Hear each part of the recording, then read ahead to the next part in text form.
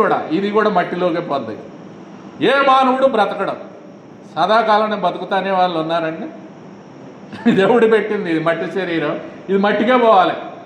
ఆత్మ మాత్రం మన ఆత్మ దేవుని దగ్గరికే పోద్ది అంతే. అందుకని అన్నీ లయమైపోతాయి. కానీ మిగిలేదేది ఈ మూడు చూడండి. కాగా విశ్వాసము, నిరీక్షణ, ప్రేమ, ఈ మూడు నిలిచేది ఇవి. అందుకే నిలిచి ఉండే వాటి కొరకు ప్రయాసపడాలి కానీ శాశ్వతమైన వాటికి ప్రయాసపడాలి కానీ అశాశ్వతమైనవి లయమైపోయే వాటి కొరకు మనము గడ్డి లాంటిది, ఆవిరి లాంటిది, గడ్డి పువ్వు లాంటి జీవితం కొరకు ప్రయాసము పడకూడదండి. అందుకే మన జీవితంలో అందుకే ఏమి అంటాడు కాగా అంటే ఏమేంటంటే మొదటి వచనం నుంచి చూస్తే ప్రేమను గురించి చెప్తున్నాడు. ప్రేమ లేనివాడైతే వ్యర్థుడు అంటాడు. 4వ వచనం చూడండి.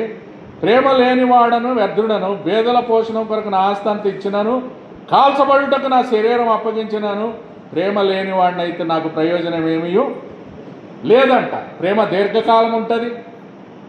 చూడండి, ఏది నిలిచేదంటే ప్రేమ దీర్ఘకాలం సహించును, దయ చూపించును, ప్రేమ మత్సరం పడదు, డంబముగా ఉప్పొంగదు, అమర్యాదగా స్వప్రయోజనం విచారించుకును, త్వరగా కోపపడదు, అపకారం మనసులో ఉంచి, ఇవి ప్రేమ లక్షణాలు. దుర్నీతి విషయమై సంతోషపడక సత్యమందు సంతోషించును, అన్నిటినీ తాళుకొనును, అన్నిటినీ కప్పునంట. తాళుకొనునంటే అన్నిటినీ నమ్మును, అన్నిటినీ నిరీక్షించును, ఓర్చును, ప్రేమ శాశ్వత కాలం ఉండును. అన్నీ ప్రవచనములు నిరర్ధకములు, భాషలో నిలిచిపోవును కానీ జ్ఞానమైనను నిరర్ధకమగును.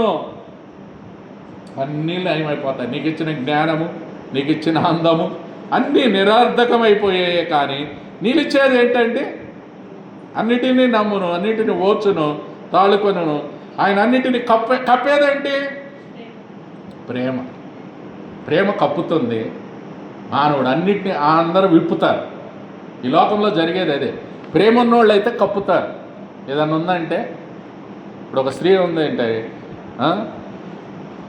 రాళ్లతో 8వ అధ్యాయం లూకాసు సువార్త, ఇది యోహాను సువార్త 8వ అధ్యాయంలో పాపముతో పట్టుకొచ్చారు ఒక స్త్రీని. అందరూ రాళ్లతో కొడుతున్నారు.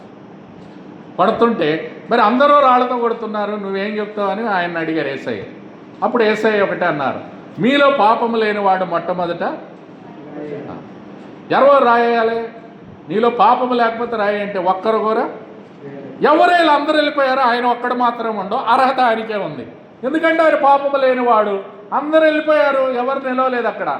కానీ నిలిచింది యేసుప్రభు ఒక్కడే, పాపము లేనివాడు, పరిశుద్ధుడు. అర్హత ఆయనకే, శిక్షించడానికి అర్హత ఆయనకే ఉంది. కానీ అమ్మ నేను కూడా నిన్ను శిక్షించను, ఇకను నువ్వు వెళ్ళి పాపము. చూడండి ఆ ప్రేమ ఎంత గొప్పదండి. శిక్షించలేదు ఆయన, కప్పినాడు. కానీ అందుకే మనము నీకు ఏదైనా తెలిసిందంటే విప్పకూడదు, అందరికీ సాటింపు వేసి డప్పేసి చెప్పకూడదు. ఏం చేయాలా? ప్రేమ కప్పుతుంది. ప్రేమ దోషములని సామెతల్లో ఉందన్నమాట. ప్రేమ దోషములన్నిటినీ కప్పును. అది తాళుకున్నట్టే ఇక్కడ కప్పును అన్నారు. కాబట్టి ప్రేమను ఇక్కడ అనేది అంటున్నాడు. కాగా విశ్వాసం అంటే నిరీక్షించబడి వాటి యొక్క నిర్దృశ్య స్వరూపము, అదృశ్యమైనవి ఉన్నవన్నటకు నిజము. కొరింథీ 4:18 2 కొరింథీ 4:18.